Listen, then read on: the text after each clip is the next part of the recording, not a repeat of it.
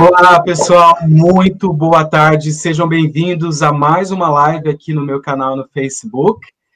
Acredito que já estamos online, eu estou com a doutora Maria Aparecida Junqueira Zampieri. Doutora, muito boa tarde, seja muito bem-vinda. Boa tarde, muito obrigada por esse convite, essa oportunidade.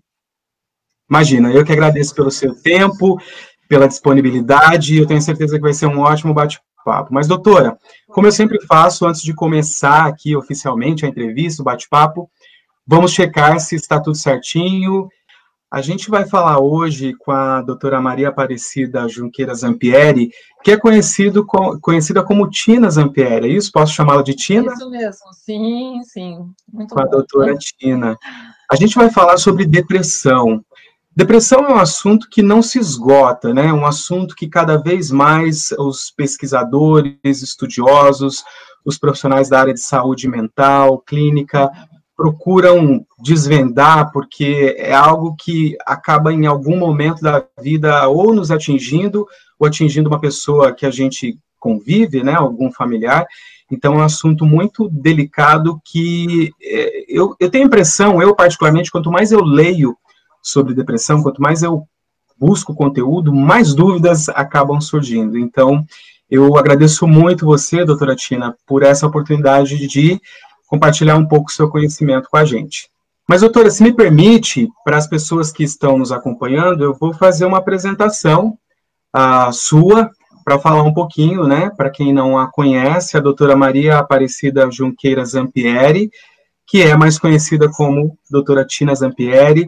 Ela é psicóloga, PhD em Ciências da Saúde, especialista em intervenção em crises e catástrofes, terapeuta de família, em MDR. Depois eu vou querer saber um pouquinho sobre, eu estava pesquisando também, mas eu achei muito curioso, eu quero saber um pouquinho o que é o EMDR, Brain Spotting e psicodrama, transtornos alimentares, ansiedade e depressão.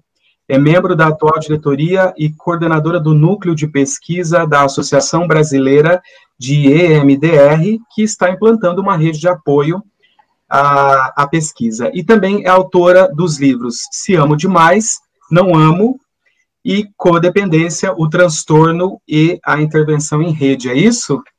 É, isso mesmo. Esse é um resumo, né? Na verdade, tem muito mais coisas aí, mas muito obrigado aí por disponibilizar esse conteúdo todo para a gente. Doutora, para começar, eu gostaria que você fizesse uma definição breve do que é depressão. Sim, com muito gosto. Então, a depressão, ela pode ter sintomas variados, mas invariavelmente ela vem sempre acompanhada de uma queda de energia para fazer as coisas e, principalmente, uma perda do interesse e do prazer que as pessoas normalmente têm por aquilo que elas gostam. Então, isso tem uma queda bastante perceptível. Então, isso facilita bastante as pessoas reconhecerem que podem estar em depressão. Além disso, pode ser acompanhado de sintomas físicos, como dores pelo corpo, como dor de cabeça, como mal-estar físico mesmo também, não é? E, principalmente, ideação suicida, como falamos um pouquinho lá no início, não?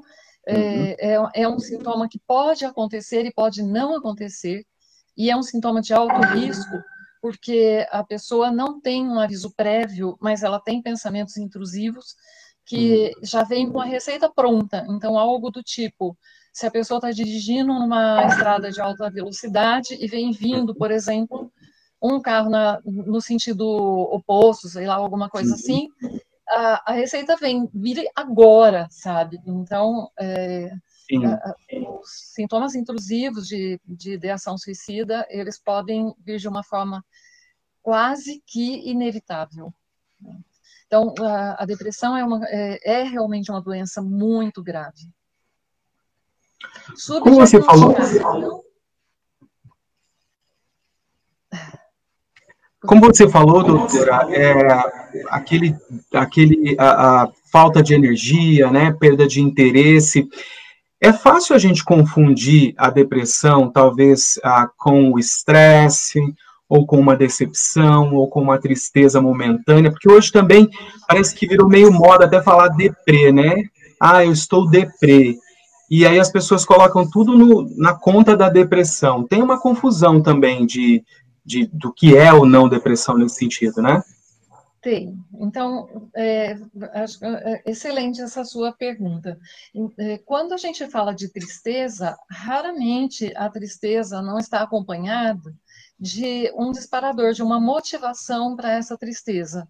Então, Uhum, se a gente teve uma perda, e uma perda não só uma perda humana, mas também uma perda da posição social, uma perda de um negócio, por um negócio mal sucedido, por uma situação como nós estamos vivendo hoje, uhum, podem ser disparadores de tristeza. Porém, também podem ser disparadores de depressão, que uhum, pode não ser acompanhada de nenhum elemento aparentemente motivador uhum, de todos os sintomas que acompanham a depressão, que na verdade pode inclusive incluir a tristeza, mas certo. não vai ser só a tristeza. Esse rebaixamento de energia, essa falta de interesse geral, esse comprometimento de várias áreas da vida da pessoa. Então, afeta o trabalho, afeta o lazer, afeta a vida social, afeta o interesse, de uma maneira geral, pelas pessoas, Uhum, inclusive pela sexualidade, fica tudo realmente numa sensação de estar um pouco fora, um pouco distante das coisas, sem conseguir de verdade alcançar. E, de fato, existe um comprometimento na depressão neuropsíquico que faz com que as pessoas tenham de verdade, então não é uma invenção, não é vamos dizer assim, uma moleza da pessoa de não querer enfrentar as coisas. sim, sim. Realmente existe alguma coisa orgânica acontecendo que afeta a forma com que a percepção realmente neurológica das coisas aconteça, de tudo que está acontecendo à sua volta. Uhum, Então, a pessoa percebe as coisas de uma maneira distorcida e uhum, a capacidade dela de emitir respostas às coisas que estão acontecendo com ela, à volta dela, também fica muito comprometida. Então, a pessoa fica efetivamente com as condições de convivência, de uhum, resolução, de tomar decisões, tudo isso fica muito afetado. sim. Naturalmente, tem graus diferentes de depressão, mas mesmo aquela depressão que a gente chama de depressão leve, Uhum, ela é uma depressão que já faz uma diferença importante, que afeta, compromete a vida da pessoa de uma forma bem perceptível. Né? Um certo. dos sintomas é ganho de peso ou perda de peso, sabe? Uhum. Então, o interesse da pessoa, inclusive pela alimentação, é alterado, que pode Ah, sim. ficar exagerado, como pode ficar rebaixado. Então, a alteração no peso é um outro fator que pode acompanhar a depressão, e as pessoas que convivem com alguém que está passando por isso, não é? É muito importante que saibam identificar algum desses itens, porque também, já que a pessoa se sente um pouco distanciada das coisas, ela tem dificuldade de procurar ajuda por ela mesma. Sim, Por é isso um tão importante. emaranhado de sentimentos, sensações, de maneiras de agir, né? Agora, doutora, a partir de que idade pode haver a depressão? Por exemplo, crianças, já há crianças deprimidas? Infelizmente, sim. Né? A depressão acomete pessoas em qualquer idade. Uhum, E na criança tem, e também nas pessoas de mais idade, tem um fator que é, maior parte das vezes, diferente dos adultos, que uhum, enquanto os muitos adultos, a maior parte, entrem num processo semelhante à tristeza, na criança e nas pessoas com mais idade, vem acompanhado de irritação. Então, a gente fala o estupim curto, né? Então, ah, uma pessoa uhum, com alta, vamos dizer assim, reatividade. Então, Ah, alguma coisa qualquer já é motivo de explosão, uhum, e é legal a gente ter consciência, sabe, de que isso pode ser um sintoma de depressão, porque quando alguém que nos cerca está tendo esse tipo de sintoma de comportamento, isso tende a deixar a gente numa situação meio repulsiva em relação à pessoa, né? E justamente é uma forma, é um sintoma. A pessoa não faz isso por querer. Ela está precisando de ajuda, mas ela própria, por toda essa sensação, não é, e incapacidade que ela fica durante o período que ela está em depressão, até de procurar ajuda, é tão importante que quem observa alguém dos seus próximos não é muito mais irritado do que o seu normal, sim, sim. que cogite, quem sabe, essa pessoa não está realmente passando por um processo depressivo e precisa de ajuda. Profissional, no caso, né? Certo. Mesmo, doutora, você diria que mesmo para os profissionais da área de psicologia, né, ou psiquiatra, enfim, os profissionais da área de saúde mental, o diagnóstico ele é desafiador, né? Porque às vezes a depressão ela vem imbuída de uma série de outras coisas junto também. Então, por conta disso, pode sim haver, né, ou erro ou demora no diagnóstico da depressão. Como que é isso assim para os profissionais que lidam com essa área? Então, como você disse, é muito frequente a depressão vir, sim, combinada em comorbidade com vários outros quadros. O ansioso é muito próximo e muito frequente de apresentar os dois transtornos simultaneamente, mas muitas vezes vem acompanhado de alguns quadros orgânicos, por exemplo. Uma pessoa que sofre de uma dor de cabeça crônica ou qualquer outra dor crônica ou qualquer outra Uhum. doença crônica, um estudo de levantamento que eu fiz, até foi o meu trabalho de doutorado, da frequência com que as pessoas apresentam transtornos psiquiátricos quando elas têm dor crônica. E é muito importante a diferença, sabe? Quando a pessoa apresenta dor crônica, dela apresentar vários transtornos psiquiátricos e, sem dúvida, a depressão é o carro-chefe, sabe? Então, é realmente muito frequente que apareça junto com outros quadros. Mas é difícil que um profissional não consiga reconhecer a depressão, porque ela é bastante característica. Às vezes, um transtorno do humor, como, por exemplo, um transtorno bipolar do humor, que tem de diferente, e agora eu gosto de mostrar um livrinho meu. Esse esse que você mencionou lá no Oh, início, se né? amo Síndrome de demais, não amo. Estocolmo. Certo. Isso. Então, eu gosto muito de quando converso com as famílias para fazer orientação, sabe? Que uma das coisas importantes na depressão e que os familiares, quem convive, tem dificuldade é que, mesmo tendo uma boa vontade muito grande querendo ajudar, não é uma coisa muito fácil a pessoa saber como que eu posso ajudar, não é? E aí eu gosto, então, de fazer essa orientação, e nesse livro, deixa eu achar o lugar certo aqui para mostrar. Então, mostrando em gráficos, sabe, que a família pode ajudar a compor de como que a oscilação do humor pode acontecer, barriga para baixo ou barriga para cima. Vamos dizer que essa faixinha cinza é uma faixa de oscilação do humor que todo mundo tem, vamos dizer assim, estatisticamente Uhum. tida como normal.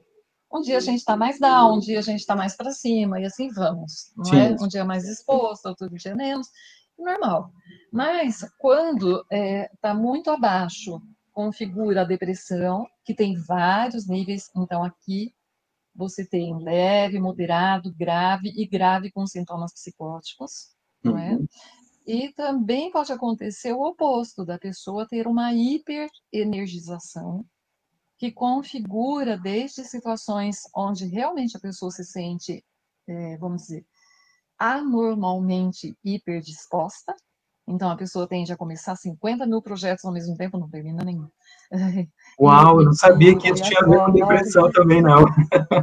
é o contrário da Tem o depressão, esse, você contrário vê? também. É a hipomania, até quando isso acontece, também acompanhado Aham. com sintomas psicóticos, sabe? Uhum. Então, às vezes, quando a pessoa apresenta tanto um polo, que é a depressão, Uhum. como um polo oposto, que é a mania ou a hipomania, Uhum. às vezes, realmente, o profissional demora anos para fechar um diagnóstico, Uhum. porque é preciso que tenha acontecido, não é, um episódio que demonstre a presença do transtorno por inteiro. Certo. Mas a ocorrência da depressão, que foi a sua pergunta original, né, do Uhum. diagnóstico, não é um diagnóstico super complicado. Às Uhum. vezes, é como você falou, por ele vir muitas vezes agregado com outros transtornos, Uhum. então, com o tempo, o profissional vai conseguindo discernir e o que mais tem além da depressão, não é? Certo. Mas a depressão, quanto mais cedo ela for diagnosticada, Uhum. melhor o prognóstico também, porque mais cedo ela começa a ser tratada, e Uhum. mais ainda, e por isso eu gostei tanto daquela tua pergunta, sabe, se criança também pode ter. Porque quando uma depressão é diagnosticada numa primeira crise, num primeiro episódio, não é, e tratada, a chance de acontecer uma recorrência é menor.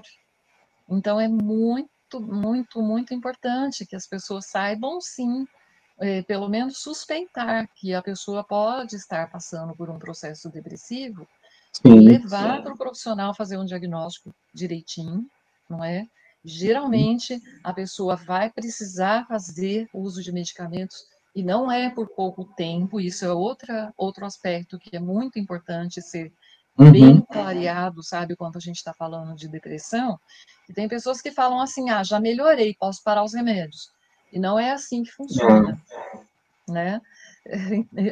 Tanto acontece a automedicação, e isso é um dado que chama a atenção da gente, porque um levantamento recente Uhum. feito em torno da depressão, então mostra, inclusive no Brasil, que é um país que da América Latina, é o país que mais tem depressão, o nosso país, sabe?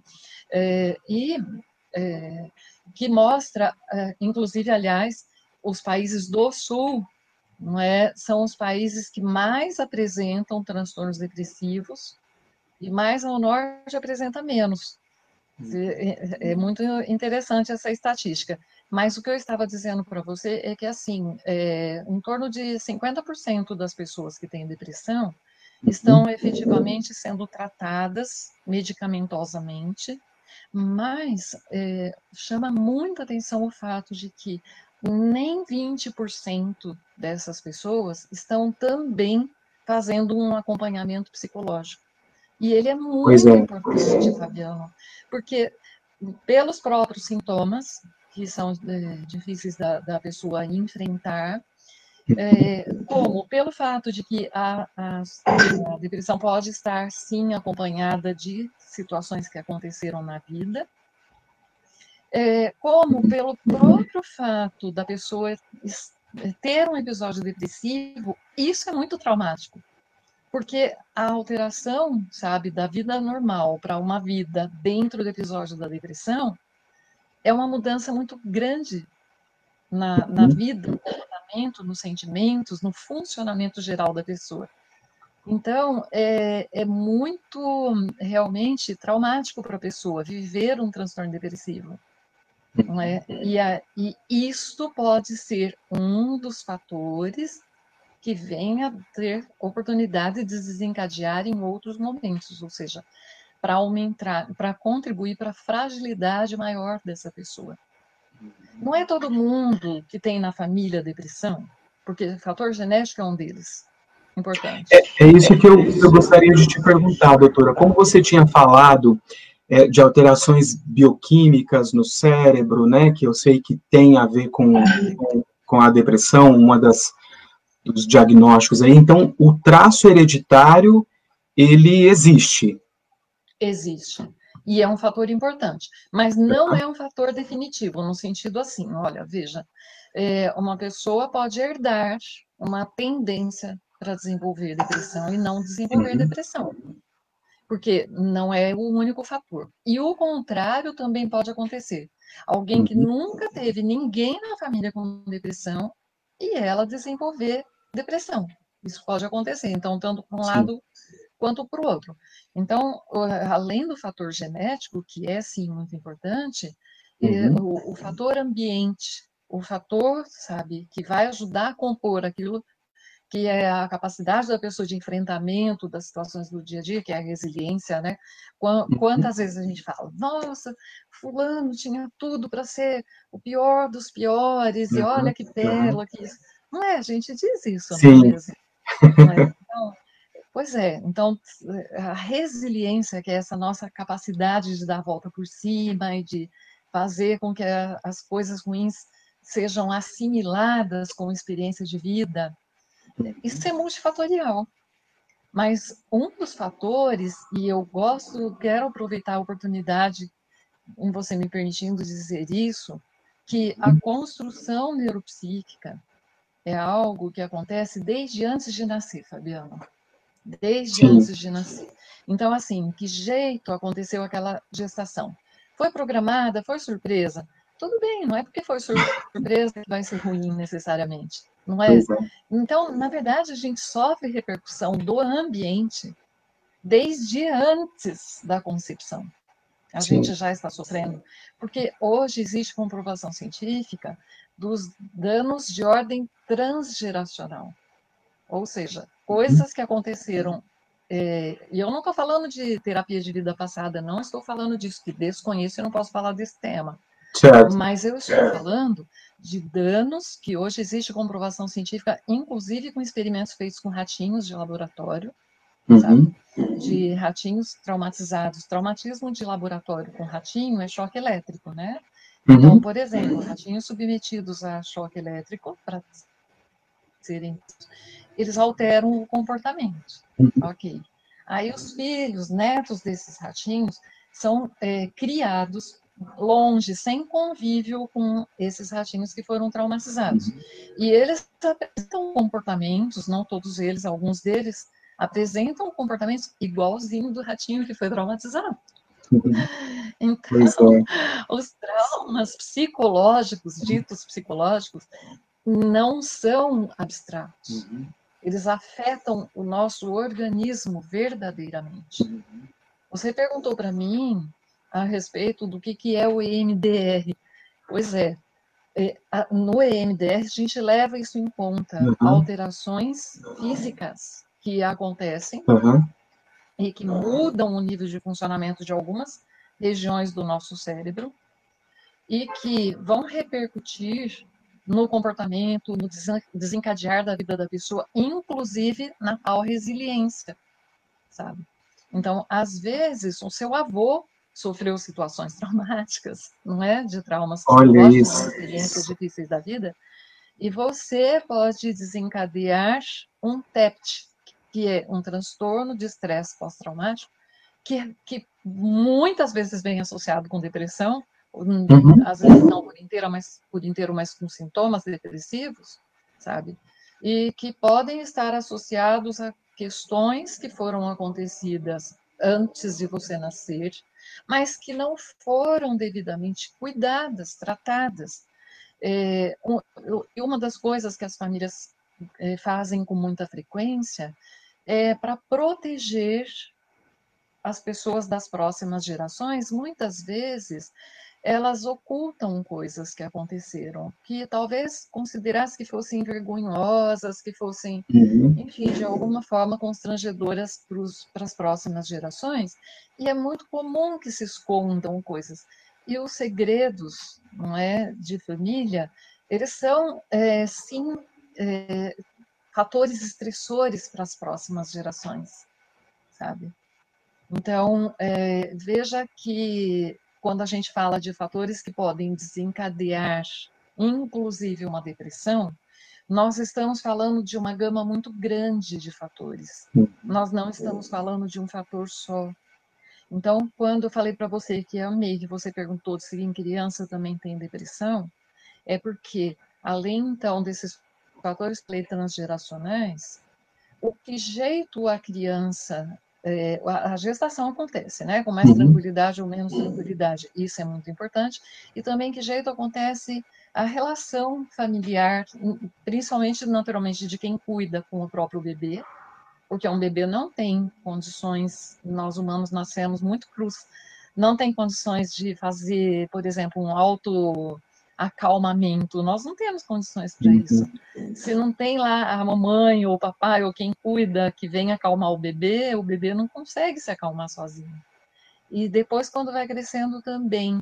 Então, veja como nós somos seres altamente relacionais. Nós Sim, dependemos sim. demais do relacionamento. Nós estamos falando de pandemia, Fabiano, onde fala de Pois é, isolamento essa é social. uma questão, né? Que agora os casos de depressão, ou eles se revelaram, ou eles surgiram. Tem de Não tudo, é? né? A respeito da Tem, quarentena e tudo mais. tem. Você vê, olha, aí que nós precisamos ter uma clareza tão grande. O que é a diferença de distanciamento social e Uhum. de isolamento? São duas coisas muito Sim. diferentes, não é? E ter clareza disso é fator de prevenção para as famílias, para inclusive depressão, não é? Uhum. Então, tudo bem, nós não podemos ficar fisicamente perto, porque isso é um fator de proteção. Ótimo, maravilha. Mas nós podemos fazer o convívio social de uma maneira nova, diferente, não é? Mas precisa sim acontecer, é necessário. Isso é prevenção, né? Agora, doutor, Sim, sim. eu queria te perguntar o seguinte: se você acredita, né, com toda a sua experiência, a sua visão, os seus estudos sobre o assunto, você acredita que nós adultos, né, os adultos em geral, pessoas que já estão amadurecendo, né, vamos dizer assim, um pouco mais maduros, a gente é um pouco mestre em mascarar a própria depressão, ou seja, a gente às vezes tem muito desses sintomas que você citou e que a gente já comumente conhece, ou leu, né, está sabendo, só que por uma imposição social, porque a gente tem que manter uma pose, digamos assim, né, para a família, ou para o esposo, ou para a esposa, para os Profissionalmente, filhos, para principalmente. o trabalho, né, pela posição social, a gente acaba muitas vezes sofrendo em silêncio, né, e dando sorrisos falsos por aí, digamos assim. Ocorre muito isso? A gente é mestre em mascarar a própria depressão, doutora? Vamos dizer assim, que você falou super bem a respeito disso, não? Principalmente culturalmente, principalmente por ainda haver muito tabu em relação, inclusive, à depressão e os transtornos Uhum. psiquiátricos de um modo geral, né? Existe sim as pessoas terem medo de mostrar que não estão bem e isso afetar a relação profissional, o risco, inclusive, de perder o emprego, etc. Não é? Então, acontece sim a tentativa de mascaramento. E a pessoa consegue, às vezes, se enganar, não é? E é claro que isso vai ser possível, entre aspas, quanto menos grave for essa depressão, porque, como eu disse para você, depressão leve, ela tem um nome de leve, mas ela não é leve, porque ela já muda bastante o Ela já comportamento, a tem uma implicação, né, funcionalidade. no dia a dia. Mas a depressão grave, a pessoa não consegue nem sair do quarto, não consegue sair da Ah, sim. cama, e aí ela não tem como mascarar isso, sabe? Mas Uhum. que de fato acontece isso que você falou, infelizmente acontece, Fabiano. E aí isso dificulta para as próprias pessoas que amam você de não conseguir te ajudar, porque nem ao menos sabe o que você está passando. Por isso tão importante, desde Uhum. criança, cultivar nas crianças a comunicação. A comunicação é um fator Sim. de proteção muito grande para todo tipo de doença e, inclusive, para depressão. Uhum. Aquelas famílias que permitem que as crianças falem as bobaginhas que a criança fala, né? Uhum. E incentivam a criança a identificar e a falar quando ela está tristinha, quando ela não está.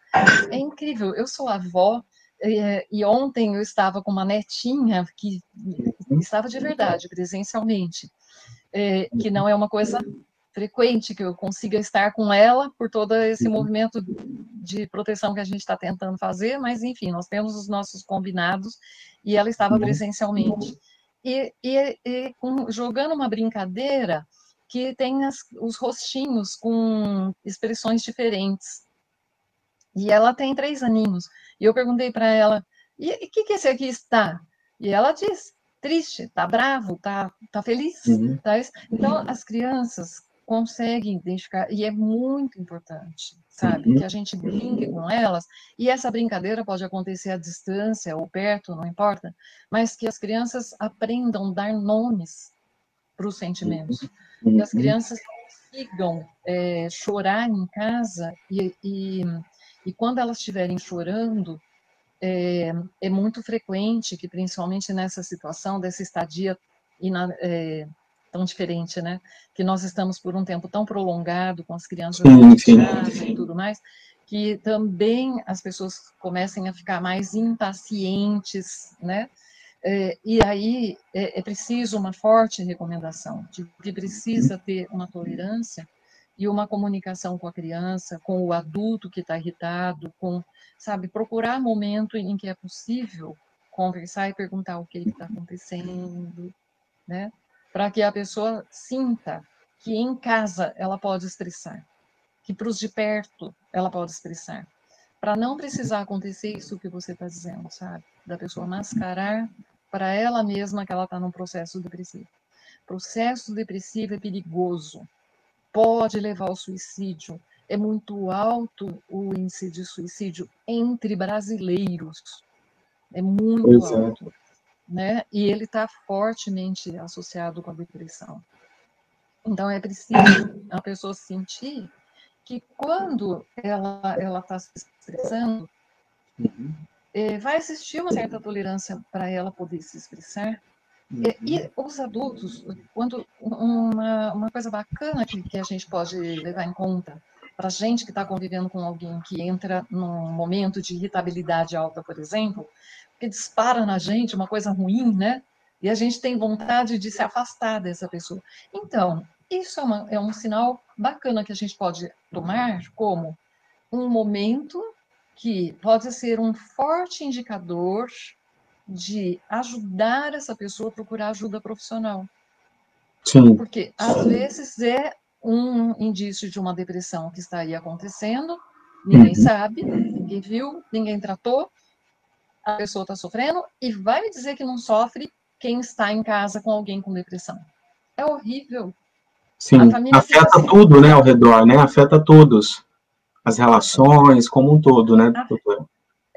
Afeta. E aquela vontade genuína de ajudar a pessoa a sair disso, até porque é muito desconfortável estar com alguém com depressão dentro de casa, e a pessoa não sabe como ajudar. Então, inclusive sobre isso, é importante fazer a diferença, sabe, do que é estar com a pessoa e estar querendo ajudar a pessoa de fora. Veja, isso é uma coisa tênue, às vezes, a diferença, mas que eu considero importante que a pessoa saiba estar com, pegar pelo braço mesmo quando é possível, e agora que muitas vezes não é possível pegar pelo braço pela situação que nós estamos, ligar para a pessoa, olhar pelo vídeo, porque aí dá para ver como estão as olheiras, como está o aspecto físico da pessoa, e perguntar para a pessoa: o que você come hoje? Sabe? Mas esse perguntar, ele precisa ser um perguntar encorajador da pessoa da resposta. Porque conforme o tom com que a gente fala, conforme a expressão que a gente está, para quem a gente está perguntando, a pessoa não tem vontade de responder, ela tem vontade de... Agora, doutora, essa pergunta, eu não sei se ela vai ter algum tipo de fundamento, mas eu vou falar muito mais, talvez, pela observação minha, pessoal, ou coisas que eu já ouvi, ou que eu já li, mas muitas pessoas parecem, quando são diagnosticadas com depressão, e dependendo de outros momentos da vida dela, de outras coisas da vida, elas meio que aceitam isso e parece que usam isso até de escudo, então vira-se um benefício secundário daquela depressão, porque de algum modo ela vai ser desculpada por alguma coisa, ou ela vai ser, né, aquele benefício secundário horrível que às vezes a gente tira de uma situação ruim, mas assim, e ela fica depressiva por tempos, ela até faz tratamento, mas talvez não faz tão corretamente, ou a depressão meio que vai e volta nos graus, talvez pula de um nível para o outro, e a pessoa fica 10, 15, 20 anos e ela, de repente, fala para você, não, porque eu tenho depressão, né? Você, como doutora dessa área, você sabe do que eu estou dizendo. Infelizmente, isso existe também, né, doutora? Faz sentido essa colocação minha? Faz muito sentido, Fabiano. Ganhos secundários, não, eles fazem parte de todos os quadros, não necessariamente. Dependendo de como a pessoa é cuidada no seu ambiente, existe uma dica muito importante em relação a isso, que aquelas pessoas, Fabiano, que já recebem atenção, independente delas estarem saudáveis ou não, e a gente pode muito falar disso dentro das famílias, com criança, com adolescente, com idoso, sabe? Ou com adultos que morrem de medo do trabalho, ou, enfim, de enfrentar a vida e tudo mais, como você disse, não é? As pessoas que já costumeiramente recebem atenção, elas não precisam de usufruir de Uhum. qualquer doença, seja depressão, seja qualquer outra, para ter um ganho secundário. Então, vamos dizer assim, não é? Se eu já tenho atenção, então eu não preciso prolongar a minha depressão para ter atenção. Uhum. Até porque, com o tempo prolongado, principalmente quando nós estamos falando de depressão, que é o nosso tema, as pessoas começam a ficar realmente muito irritadas Uhum. quando o depressivo não sai da depressão, não é? E Sim, aí, muitas cai vezes, em pode descrédito até ser a sim, doença. não é? Por isso que está muito certo aquilo que você falou, que adoece todo mundo, né, Fabiano? Na casa, adoece todo mundo. Mas existe, por outro lado, uma distimia que vamos dizer Uhum. assim, dentro daquela tua pergunta de ser mais fácil ou mais difícil diagnosticar, a distimia é chata, porque, desculpa a expressão, mas ela é chata mesmo. Por quê? Porque ela é uma depressão branda e Uhum. persistente. Ela tende, na linha do tempo, a se prolongar, prolongar, prolongar por muitos anos a fio. E a pessoa, às vezes, sai dessa distimia, vai para uma um pouquinho mais, configura uma depressão leve ou uma mais grave, e volta a ficar na distimia. E você que convive, você fala, meu Deus, essa pessoa nunca vai estar normal, sabe? Então, Pois é. por isso que é tão importante a contribuição de quem convive É. para ir a um médico junto, porque às vezes a pessoa não está conseguindo dizer tudo o que o médico precisa saber para fazer um diagnóstico adequado e adequar a prescrição medicamentosa, não é? E aí vem o lado da psicoterapia, que pode contribuir muito para que a pessoa, mesmo dentro disso, que ela conquiste graus melhores de enfrentamento das situações Uhum. e ela precise menos de usufruir de ganhos secundários, não é? Sim. E a família também precisa de procurar, sabe? Eu não oriento, Fabiano, particularmente como psicóloga, eu não oriento uma pessoa sozinha quando é um quadro de depressão. Eu convido fortemente que a família venha para ter orientação, porque é Sim. muito difícil para a família ter alguém com depressão, saber o que eu faço e agora o que eu faço com isso, o que eu tenho que observar.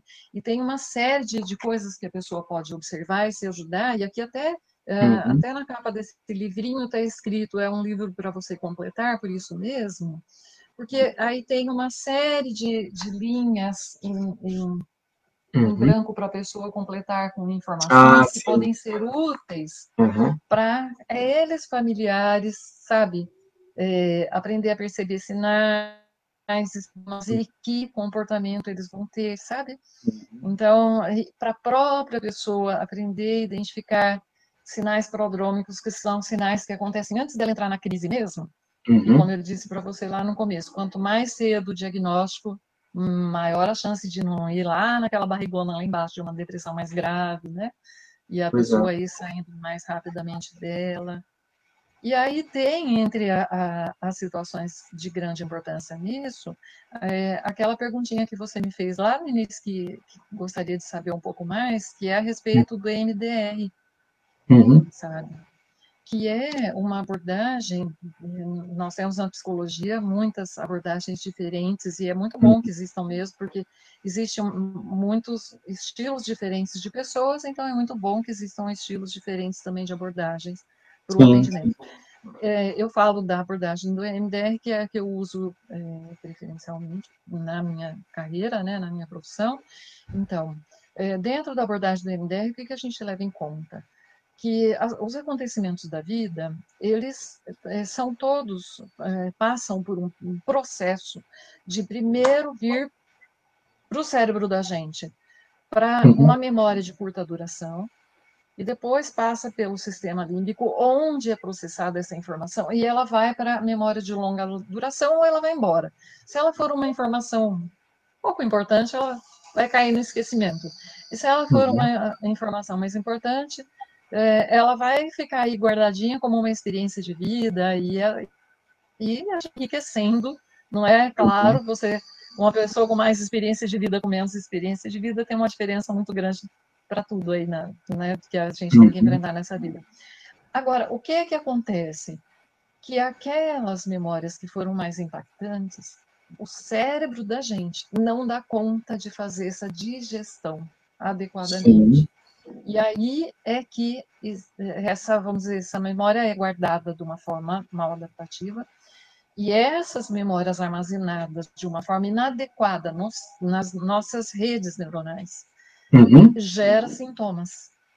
Então, os sintomas psiquiátricos que as pessoas apresentam, inclusive, não é, um fator como esse, é um fator importante para aquelas pessoas que já têm tendência para ter uma depressão, e para aquelas que não têm uma tendência à depressão, mas poder deflagrar também sintomas de depressão, não é, pautados nessas memórias, que são memórias que não foram bem digeridas, vamos dizer assim, não foram bem processadas, e elas, em qualquer momento da vida adiante, elas podem começar a deflagrar sintomas. Então, às vezes, a pessoa, do nada, você fala, gente, mas o que aconteceu aqui para essa pessoa ficar desse jeito? Você fala, Verdade. não justifica o que aconteceu e a reação dessa pessoa. Pois é.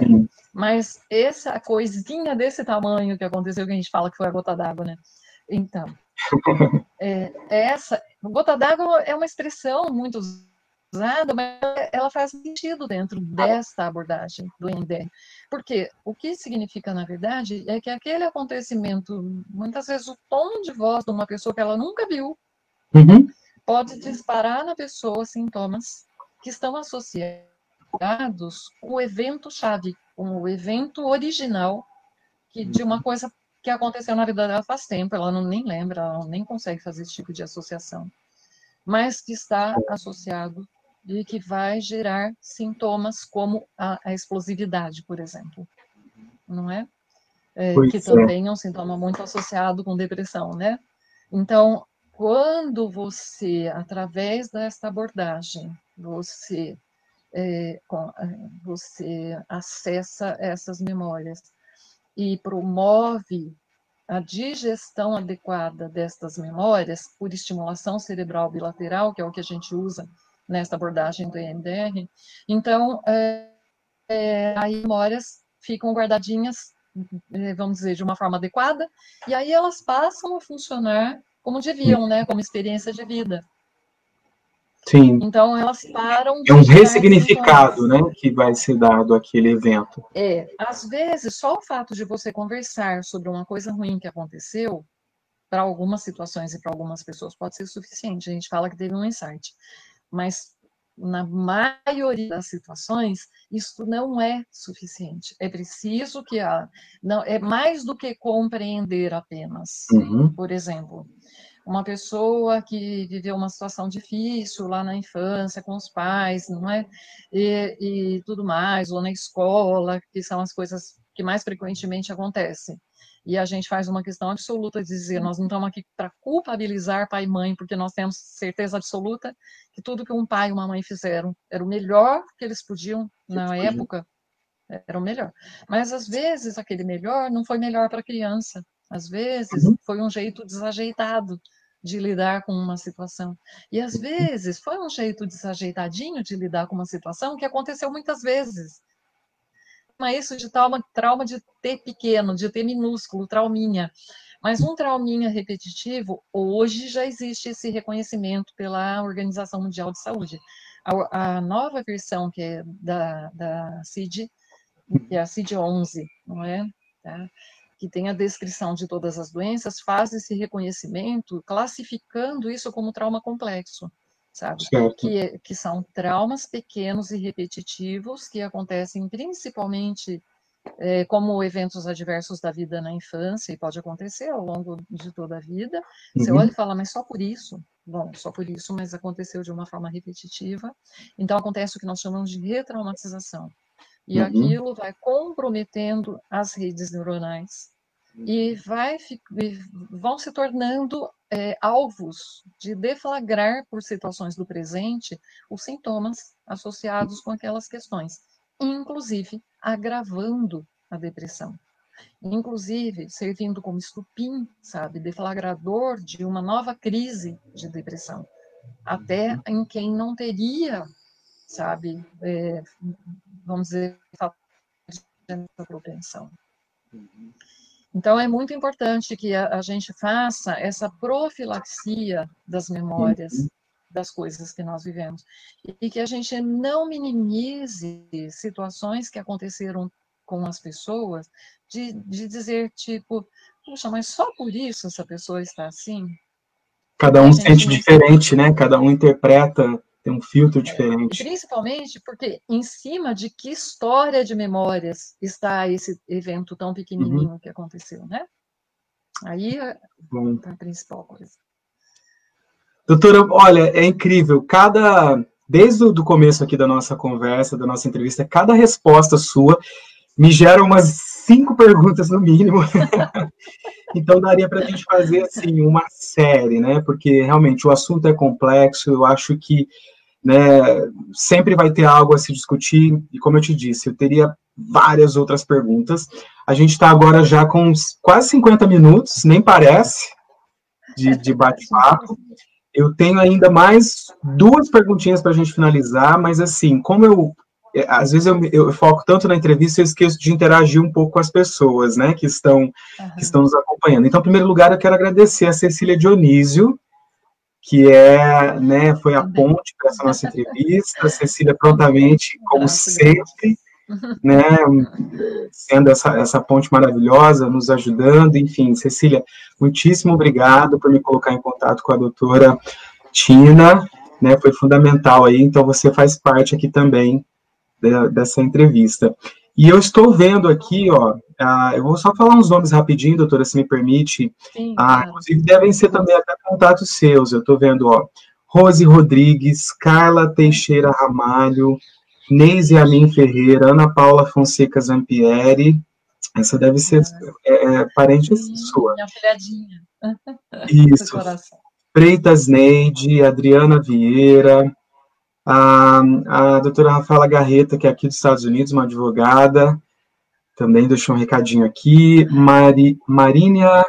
Maria Feduic, Valquíria Menegado, Kesi Flávia, Alexandre Junqueira Zampieri, enfim, tem alguns comentários, alguns parabéns, mas todos vão ficar gravados aqui, depois tanto eu quanto você, doutora, podem agradecer, responder e interagir com eles. Mas vamos agora, eu tenho na verdade, mais 2 perguntinhas para a gente já encerrar, para também não tomar tanto o seu tempo. Pelo que eu estou entendendo, com base nas suas respostas, na sua visão e nas coisas que eu já li e já aprendi, o contexto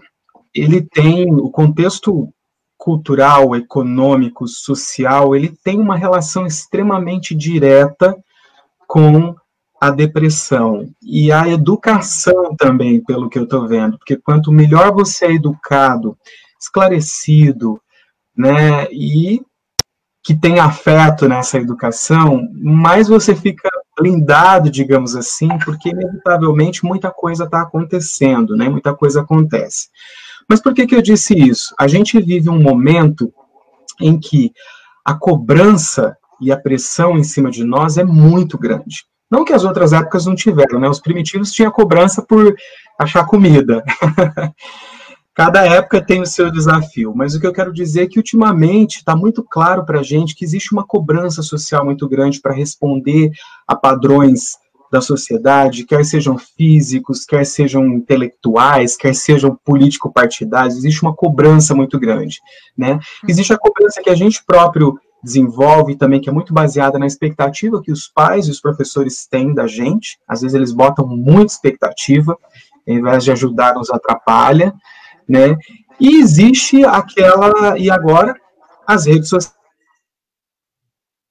sociais, o que eu falo de comparação, né? As pessoas se comparam, se deslumbram e criam, né, confundem momentos de prazer com felicidade, que são coisas totalmente diferentes. Então tem um caldeirão de situações, digamos assim.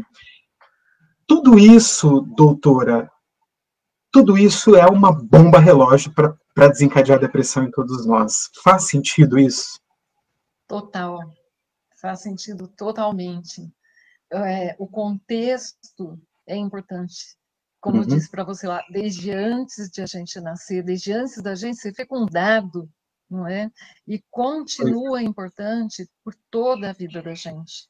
E dentro disso, a cultura, não é? A cultura regional, não é? O clima, tudo isso faz diferença. Olha que incrível essa informação que eu falei para você no início da sua entrevista comigo hoje, que o Brasil é o país da América Latina com maior índice de depressão e que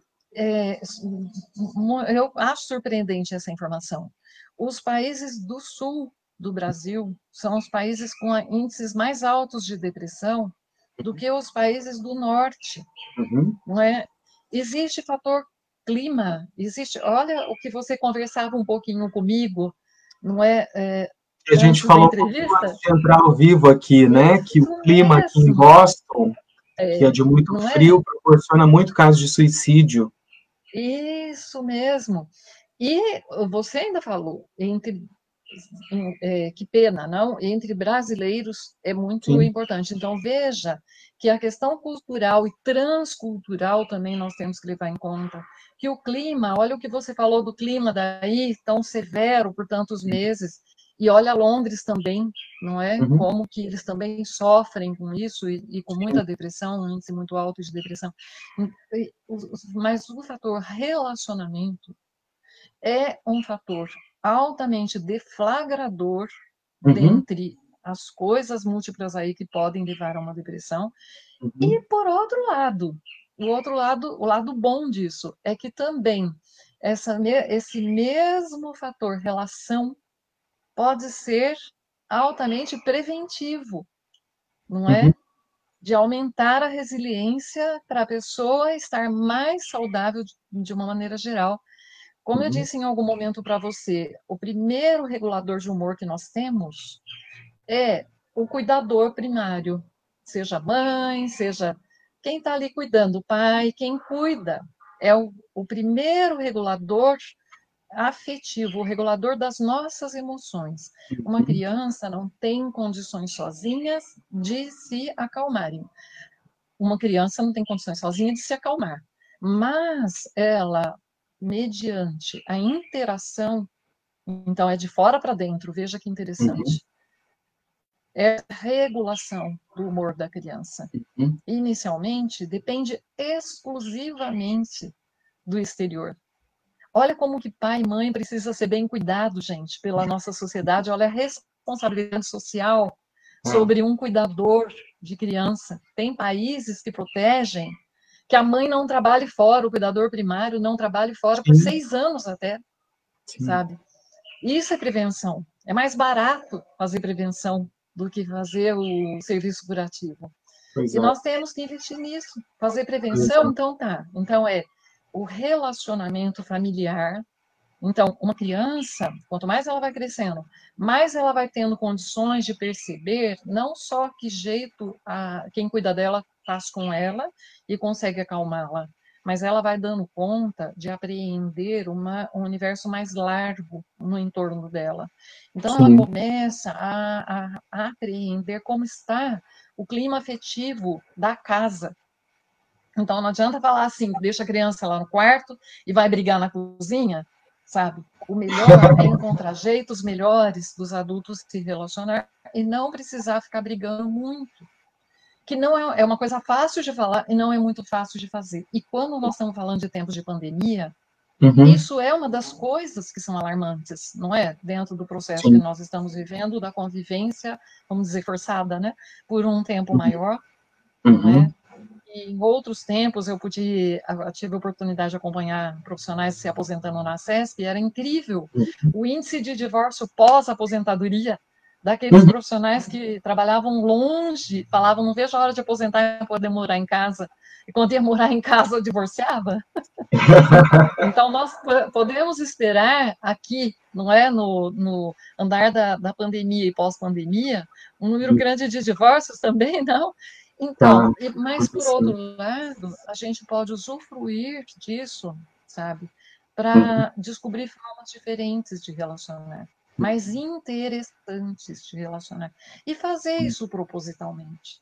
Sim. Porque também é um dos fatores que ajuda como prevenção, e prevenção da depressão, principalmente, que é o que nós estamos falando, não Uhum. é?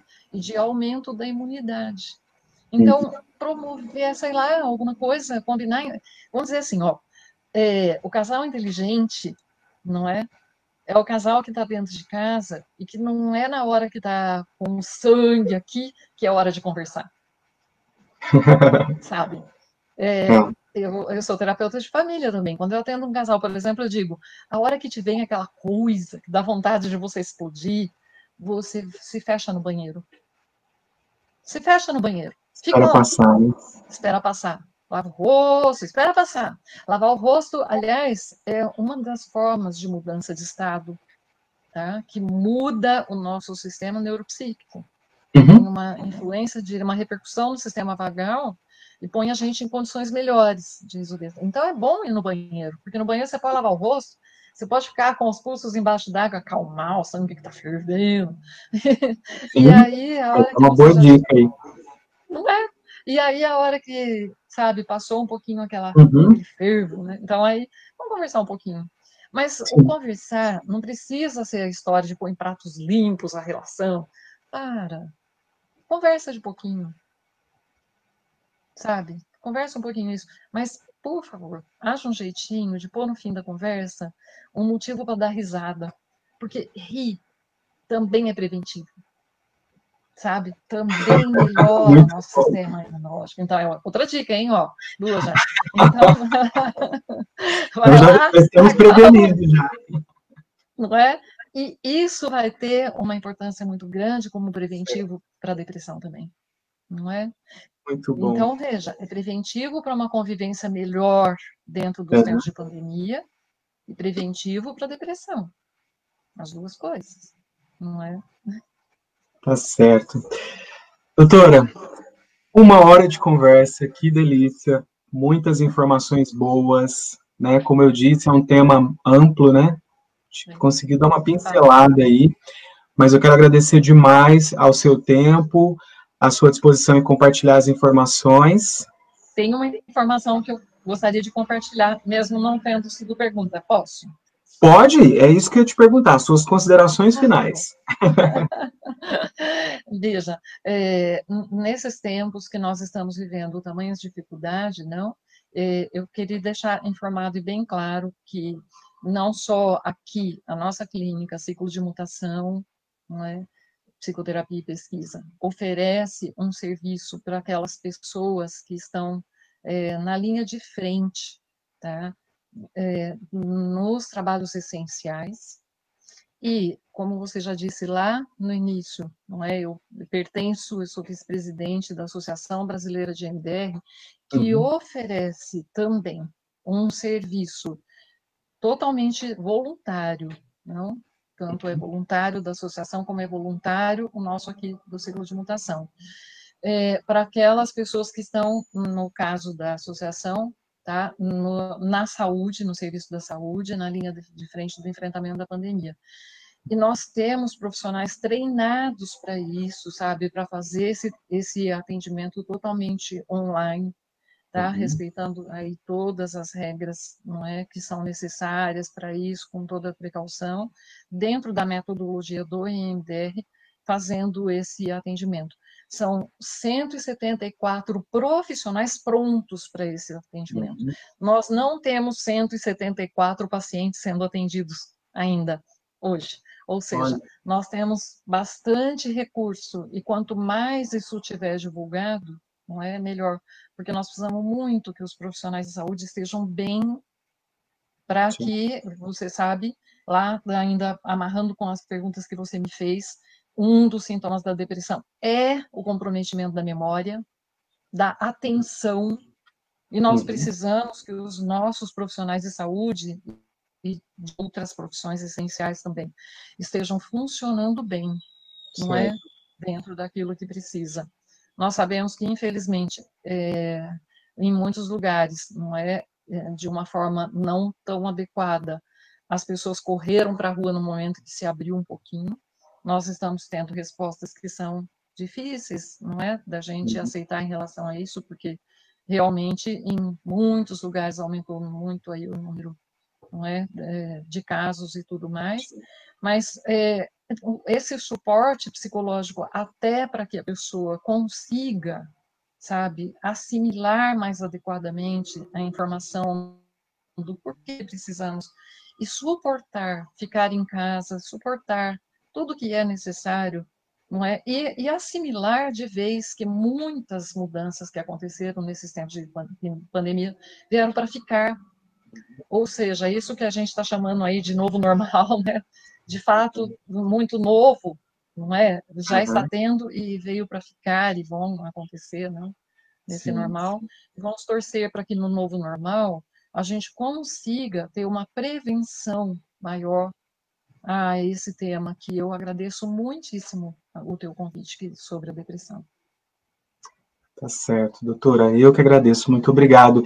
Eu vou depois, então, colocar aqui, quando eu for compartilhar esse vídeo, né, que vai ficar disponível aqui no Facebook, eu vou colocar os seus contatos e esses contatos da entidade da qual você faz parte. Eu acho que é importante, porque as pessoas podem, né, buscar mais informações e enfim, investir no autoconhecimento, que eu acredito que quanto mais a gente se informa, quanto mais a gente se conhece, conhece o outro, conhece o externo, quanto mais a gente tem essa visão alargada, né, e de longo alcance, como eu costumo dizer, melhor a gente consegue lidar com essas coisas todas que acontecem com a gente, porque, afinal de contas, somos seres humanos, né, em algum grau a gente vai estar afetado ou convivendo com situações desafiadoras, e eu acredito que é só o conhecimento e a informação que pode nos ajudar a seguir adiante. Sem dúvida. Muito obrigada. Eu quero, sim, eu agradeço muitíssimo de você deixar disponível, sim, para que as pessoas verdadeiramente possam acessar e ter os serviços que precisam, não é? E aqueles que são profissionais da saúde e vão procurar o serviço da associação, precisam escrever, preciso de ajuda. SOS Rede Solidária. Eu vou passar direitinho os dados, porque impresso fica melhor, né? Muito obrigada. Perfeito, tá aí a dica. Pessoal, boa tarde, então. Doutora, novamente, obrigado. Um ótimo final de semana para todos. E até a próxima live aqui, até o nosso próximo Conexão. Até mais. Tchau, tchau.